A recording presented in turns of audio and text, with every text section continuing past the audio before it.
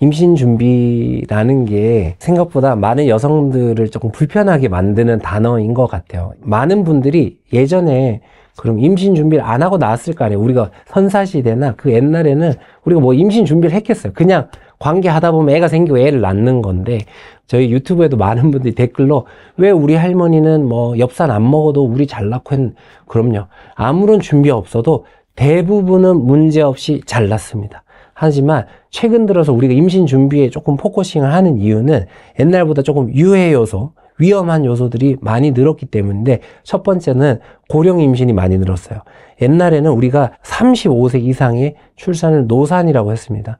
노산이라고 한 거는 그 당시의 표현상 대부분의 25살 때 결혼하고 애를 낳았으니까 그 대비해서 이제 35세를 노산이라 표현을 하긴 했는데, 최근에 이제 거의 평균 첫 출산 나이가 33세, 4세, 이제 5세로 이제 올라가는 추세니까 사실 노산이라고 말하기는 힘든 것 같습니다. 저는 이제 고위험 임신이라고 많이 표현을 하는데, 고위험 임신이라는 거는 여러 가지 문제가 생길 수 있습니다. 그래서 특히 제일 걱정하는 게 우리가 다운 증후군이나 그리고 신경관 결손 질환이 발생할 수 있는데, 신경관 결손 질환을 예방할 수 있다고 현재 알려진 게 엽산이에요. 그래서 우리가 엽산을 미리 복용하자라고 말씀을 드리고 있는 거고, 그 외에도 이제 임신 초에 우리가 입덧이 많이 심하잖아요. 산전 비타민을 복용하면 입덧이 개선된다, 그리고 예방된다, 이런 연구들이 있어서 그런 임신 준비 전부터 우리가 잘 준비하자. 우리가 현대의학을 현명하게 이용하는 게 중요하다고 생각하거든요. 그래서 이런 의학적 지식으로 잘 준비하는 게 많이 도움이 되고, 술, 담배, 마약이 아닌 이상 사실 대부분은 괜찮습니다. 뭐 우리 임신 준비를 위해서 정갈한 음식을 먹어야 되고, 뭐 소금이 없어야 되고, 뭐 그런 것들까지는 아니지만 술, 담배는 조금 피하는 게 특히 임신 준비에 도움이 되고, 술은 사실은 한 잔도 사실 좋지는 않습니다. 특히 임신 준비를 하는 과정에 있어서 내가 나이가 조금 많다, 35세가 넘었다, 이런 경우에는 임신을 서두르는 게 난자의 퀄리티라든지 임신 성공률에 좋기 때문에 가능하면 조금 신경 써서 준비하시는 게 좋겠죠. 그리고 혈액 검사를 하나 권장하고 싶은 게, 산전 검사들을 보건소에서도 요즘 많이 해주고 병원에서도 많이 하고 있습니다. 옛날에 20살 때 결혼하고 25살 때 애 놓는 그런 시대에는 20대 사람이 병이 없는 경우가 대부분인데, 최근에는 결혼 연령이 늦어지고 40세 엄마들이 많아지는 이런 시점에서는 그 엄마들도 당뇨가 있을 수 있고, 갑상선 질환이 있을 수 있고, 신장 질환이 있을 수 있습니다. 그리고 고지혈증, 이런 비만, 여러 가지 질환이 있을 수 있는데, 이런 것들을 미리 관리해서 사전에 조절해 놓으면 훨씬 더 건강하게 임신할 수 있기 때문에 우리가 산전에 검사하는 걸 권장드리죠. 그래서 뭐 엽산 복용, 그 다음에 산전 혈액 검사, 그리고 술, 담배, 그리고 병원 방문까지. 그래서 내가 임신 준비하고 있다면, 실제 내가 뭐 임신을 3년 후에 준비하고 있다를 혼자 마음속으로 결심하지 마시고, 지금 당장 병원 가셔가지고 내가 3년 후에 해도 되는지, 진짜 혈액 검사를 통해서 내 난수 나이는 괜찮은 건지, 다른 질환 없는지 확인하고 준비하시면 훨씬 더 현명하고 건강한 임신 준비하실 수 있습니다. 이 엽산 결핍이 된 경우에 그런 신경관 결손 질환이 생길 수 있다고 말씀드리는데, 엽산이란 단어 자체도 이라는 게 이제 풀이란 뜻이잖아요. 그래서 풀에 많이 들어있던 그런 비타민입니다. 엽산 비타민인데, 그게 이제 우리가 식습관이 바뀌면서 이제 결손되는 경우가 많기 때문에 임신 준비 기간부터, 짧으면 1개월, 길면 3개월 전부터 우리가 보통 복용을 권장드리고, 임신 초기까지, 그래서 최소 임신 준비 한 달, 그 다음에 임신 초기 3개월까지 복용하는 게 가장 의미가 있는 것이고, 제일 중요한 거는 사실 임신하기 전에 복용을 하는 것이 제일 좋습니다. 그래서 준비하시는 단계에서 복용하시면 제일 좋겠고, 만약에 그때 복용하지 못했다 하더라도 너무 걱정하지 마시고, 임신 초기 때 임신 확인하자마자 드시면 좋습니다. 최근에는 임신 중기 그리고 후기까지 계속 먹는 것도 도움된다는 말들이 많은데, 그거는 이제 담당하신 선생님이랑 상의해서 복용하시면 될 것 같네요. 커피 많이 물어보시는데, 임신 기간 중에 커피는 문제가 되는 것으로 사실은 되어 있지는 않은데, 그 용량을 조금 제한하는 게 좋은 것으로 되어 있습니다. 아무래도 이런 카페인이라는 자체가 우리가 혈관이나 심박동소에 영향을 주기 때문에 하루 카페인 200ml, 보통 커피 한 잔 미만으로 보통 복용하는 걸 권장드리고 있고, 그보다 많이 복용하는 경우에는 뭐 아기의 뭐 기형이라든지 이런 문제는 없었지만 카페인 복용량에 따라서 아기가 조금 작게 태어나는 경우가 있다라고 보통 연구된 바가 있어서 과도한 양을 먹는 걸 권장하진 않고, 가능하다면 하루에 한 잔, 그리고 원래 내가 하루에 한 잔을 먹었다면 뭐 원샷으로 줄인다든지, 혹은 내가 원래 원샷을 먹으면 그걸 또 반으로 더 줄인다든지 디카페인으로 줄인다든지, 이렇게 조금 현명하게 카페인 소비하시면 좋겠고, 콜라라든지 초콜릿, 그 다음 녹차 이런 류에도 카페인이 들어있어서 그 양까지 같이 포함해서 드시면 좋겠습니다. 근데 카페인이 안 들어가면 머리가 아프고 내가 하루 생활이 안 된다는 분들은 조금 현명하게 복용하는 게 이 임신 전체 기간을 조금 잘 보내실 수 있겠죠. 자연분만은 뭔가 우리는 왠지 자연, 순수, 그런 천연 이런 단어들을 좋아하다 보니까 그런 자연분만을 좋아하시는 분들이 있는 것 같습니다. 근데 실제 자연분만이라는 거는 옛날부터 늘 해오던 방식이었죠. 그래서 뭐 자연분만에다가 뭐 유도분만 이런 개념이 들어가긴 했지만 질적으로 아기가 나오는 방법이어서 인간이 가장 오랜 기간 동안 해왔던 분만 방식이고, 대부분의 문제는 없고 출산 후에 회복이 빠르다는 장점이 있습니다. 그래서 분만하는 그 과정 자체, 그래서 선불후불이라는 표현도 많이 쓰거든요. 그러니까 출산하는 그 과정이 너무 힘들고 출산 후 회복이 빠르다는 장점이 있습니다.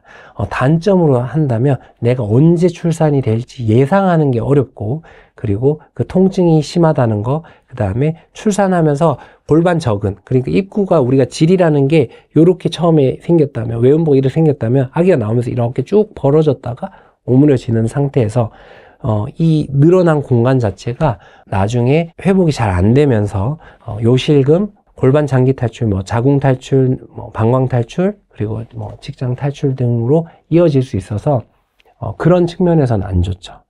제왕절개는 그 반대로 내가 원하는 시점에 아기가 나올 수 있고 의료진이 많은 상태에서 출산할 수 있습니다. 근데 원칙적으로 자연분만 대비해서 제왕절개는 출혈량도 많고 수술 관련된 합병증도 많은 것으로 돼 있죠. 워낙 우리나라 선생님들이 수술 잘 하시고 문제없이 수술하기 때문에 안전하지만, 단순하게 우리가 세계적으로 연구 결과에 따라 보면 자연분만이 훨씬 안전하긴 합니다. 하지만 제왕절개 하다가 우리나라에서 문제되는 경우는 사실 거의 없죠. 뭐 25만 명 출산한다면 사실 문제가 되는 산모는 한 25명 이렇게밖에 사망하시는 분들 엄청나게 적은 빈도긴 합니다. 그래서 제왕절개를 한다 해도 그런 위험성은 많이 조절되지만 옛날부터 자연분만이 안전한 것은 확실하다. 그래서 제왕절개는 현대의학을 이용한 현대식 분만 방법이라면 기본적으로 수술과 관련된 합병증은 있을 수 있다. 근데 또 한편으로 또 생각하면 아까 말씀드렸던 골반 장기 탈출이나 골반 적은 손상 같은 경우는 제왕절개에선 발생하지 않습니다. 그 이유는 아래쪽으로 나오지 않기 때문에 그런 골반 적은의 손상은 생기지 않는다는 장점이 있어서 요실금이나 골반 장기 탈출증의 위험은 낮지만 배에 이제 흉터가 생기겠죠. 그리고 다음 임신해서 출산할 때도 역시 제왕절개로 또 출산하셔야 됩니다. 워낙 우리가 제왕절개를 흉터가 생긴 것 때문에 뭐 한 번 혹은 2번 이상은 제왕절개를 할 수 없다라고 말씀하시는 분들이 종종 있으신데, 제가 이제 수련 받고 할 때는 뭐 5번, 6번, 7번 하신 분들도 계셨거든요. 수술 많이 할수록 자궁 주변에 유착도 많아지고 위험성이 점점 올라간다. 하지만 불가능한 건 아닙니다. 가능하긴 하지만 수술 많이 할수록 위험도가 올라간다. 이런 식으로 이해하시면 되겠습니다. 자연분만을 할 수 없는 경우에, 그 다음에 산모의 질환이라든지 어떤 문제로서 자연분만보다 제왕절개가 적절한 경우에는 자연분만을 시도하지 않고 이제 제왕절개를 하게 되고요. 일반적으로 우리가 거꾸로 있다고 하죠. 엉덩이가 아래쪽으로 있는 경우를 우리가 둔이라고 하는데, 그런 경우는 자연분만을 권장하지 않습니다. 사실 자연분만 가능하긴 한데 옛날엔 그렇게 다 나왔겠죠. 옛날에 무슨 아기가 엉덩이부터 나온다고 수술할 수는 없었으니까 다 했겠지만, 그렇게 나오면 어깨나 이런 부위에 손상이 있을 수 있고, 아기들 머리가 제일 크잖아요. 그래서 머리가 지나가면 우리가 다 지나갈 수 있다는 것처럼 그 머리가 나오면서 그 공간을 넓혀주면서 나와야 되는데, 엉덩이에 먼저 쏙 빠져나와 버리면 어깨나 다른 부분에 걸리면서 아기가 손상을 입을 수 있습니다. 그래서 둔이의 경우는 자연분만을 하지 않고 제왕절개를 하고 있고, 제왕절개를 예전에 했다든지 근종수술을 한 경우에는 제왕절개를 꼭 하셔야 됩니다. 그 이외에도 전치 태반처럼 자궁 입구를 막고 있어서 입구를 태반이 막고 있는 경우에는 자연분만 할 수 없으니까 그런 경우에는 제왕절개를 하는 경우가 있죠. 우리가 난산을 예측하는 방법은 옛날부터 많이 연구되는데 예측할 수 있는 딱 골드 스탠다드나 뭔가 표준 방법은 없는 것으로 되어 있기는 합니다. 왜? 아기의 크기도 우리가 정확하게 예측하기 힘들고, 그리고 엄마의 골반 크기랑 아기 머리 크기가 다를 수 있기 때문에 우리가 매칭이 되는 거죠. 그러니까 골반이 크고 넓으면 아기 머리가 커도 나올 수 있어요.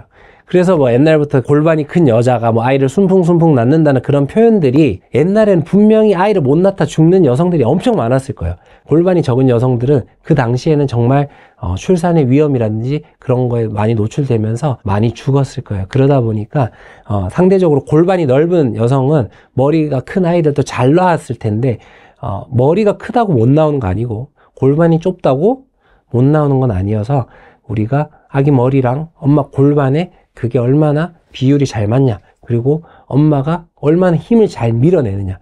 이 아기 머리는 커도 얘네들이 뼈가 어른들처럼 이렇게 굳어 있는 게 아니고 이렇게 접힐 수 있습니다. 그렇기 때문에 이 공간이 꽃갈콘처럼 만들면서 접히면서 공간을 좁히면서 나올 수 있기 때문에 아기 머리가 크니까 못 나온다 이렇게 생각하실 필요는 없고, 그런데 본인의 의지로 내가 아기 머리가 크지만 자연분만 하고 싶어요 이렇게 말씀하셔도 병원에서는 안전하게 분만하는 게 제일 1번이기 때문에 아마 제왕절개를 하자고 하실 것 같긴 하네요. 제 와이프는 자연분만을 2번 했고, 신기하게 이제 저랑 유튜브 찍으시는 원장님은 한 분은 자연분만 2번 했고 한 분은 제왕절개 2번 하셨어요.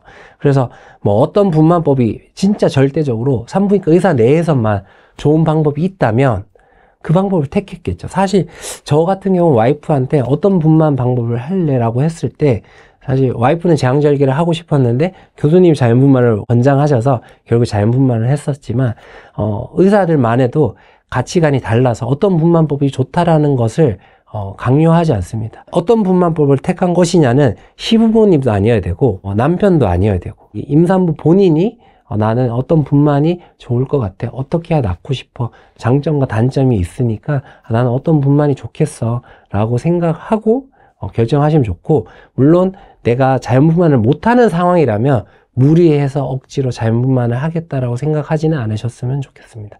그래서 그런 장점과 단점이 있으니까 그거를 전문의랑 상담하시고 아기랑 임산부에게 가장 도움이 되는 방법을 정하면 좋겠고, 저희 의료진도 그런 병원의 수익과 상관없이 임산부에 가장 적절한 방법을 권장하고 있거든요. 근데 이제 최근에는 안전하게 분만을 많이 하는 거를 권장하는 추세고, 갑자기 밤에 분만이나 응급으로 분만하는 것을 서로 원치 않는 그런 사회적 분위기 때문에 제왕절개율이 거의 한 70%까지 올라갔습니다. 이 70%까지 올라가는 데는 안전하게, 예상되게 의료진이 많이 있고 어떤 문제가 생긴다 하더라도 큰 병원으로 빨리빨리 전원할 수 있는 그런 낮 시간에 하기 위해서 아마 제왕절개가 늘어나는 것이라고 생각하는데, 그런 것들을 담당 선생님이랑 상의하시고 결정하시면 건강하고 행복한 출산하실 수 있습니다. 최근에는 남녀 불문하고 이제 여성 건강에 대해서 많이 관심을 가지고 있는 것 같습니다. 저는 여성이 건강한 모두가 행복해진다고 믿는 산부인과 전문의이고, 남성들도 그렇고 여성들도 그렇고 이런 온라인에 올라와 있는 정보들로 인해서 모르던 것들을 좀 접하게 되고, 내가 그냥 그러려니 하고 넘어갔던 것들, 그리고 산부인과가 어려워서 방문해서 물어보지 못했던 것들을 이 영상을 통해서 조금이나마 친숙해지셨으면 좋겠고, 병원이 주변에 되게 많이 있습니다. 그래서 산부인과 너무 어렵게 생각하지 마시고 병원에 방문하셔서 선생님들이랑 상담을 하면 혼자 고민하는 것보다 분명히 좋은 결과가 있을 수 있거든요. 그래서 우리 산부인과 의사들 너무 어렵게 생각하지 마시고 그 문턱이 낮출 수 있는 다양한 방법들을 많이 강구하고 있으니까 여성 건강을 위해서 산부인과 사랑해 주시고 저희 유튜브 채널도 많이 사랑해 주시면 감사하겠습니다. 그리고 식 채널도 많이 구독해 주시면 앞으로도 좋은 영상 많이 올라온다고 하니까 많은 사랑, 관심 부탁드립니다.